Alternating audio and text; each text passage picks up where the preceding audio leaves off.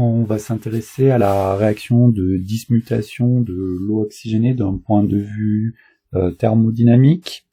Donc ici, on va commencer par écrire les demi-équations électroniques. On commence par le couple O2, H2O2. Donc l'eau oxygénée, le peroxyde d'hydrogène est un réducteur. On a donc O2 gaz plus 2H+, plus 2 électrons qui donne H2O2. Et si on s'intéresse au deuxième couple de l'eau oxygénée, H2O2, H2O, le peroxyde d'hydrogène, l'eau oxygénée, H2O2, et cette fois-ci un oxydant, H2O2, donc plus 2H+, plus 2 électrons, qui donne 2H2O. Si on écrit la réaction de dismutation donc de l'eau oxygénée, donc déjà ce qu'on peut remarquer, c'est la chose suivante. Si je fais une échelle des potentiels standards et que je place donc mes deux couples,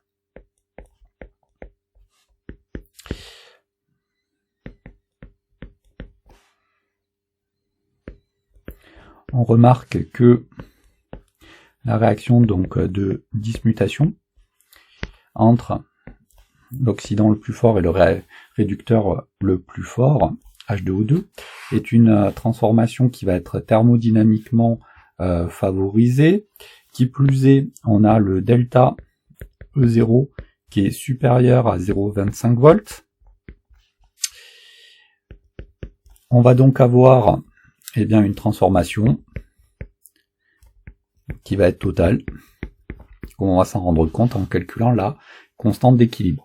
Si on écrit la réaction de dismutation, on fait réagir H2O2 oxydant sur H2O2 réducteur, on remarque que les H+, et les H2O se simplifient pour donner donc 2H2O plus O2.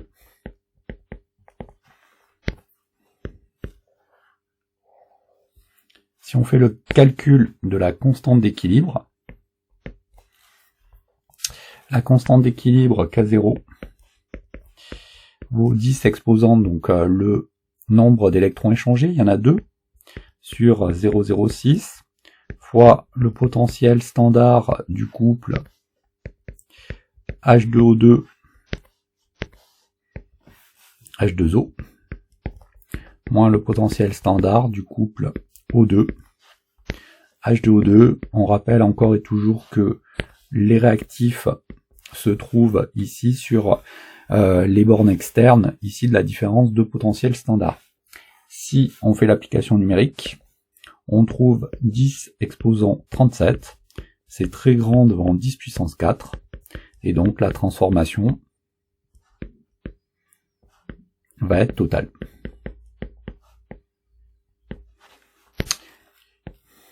On peut néanmoins faire une petite remarque, c'est que H2O2, c'est un composé qu'on peut acheter en grande surface ou en pharmacie.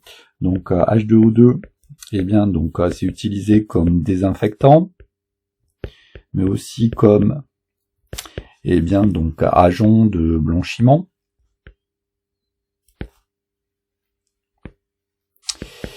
Et donc ça semble un petit peu contradictoire avec la valeur de la constante d'équilibre que l'on a trouvée, puisqu'avec une transformation totale, si on achète l'eau oxygénée, H2O2, on devra avoir du H2O, de l'eau, et du dioxygène. Ce qu'il ne faut pas oublier, c'est qu'on a toujours deux aspects en chimie, l'aspect thermodynamique qui nous dit que la transformation elle est totale, mais il y a un deuxième aspect qu'il ne faut pas oublier, c'est l'aspect cinétique. Cette réaction de dismutation, en fait, c'est une réaction qui est très lente, d'un point de vue cinétique.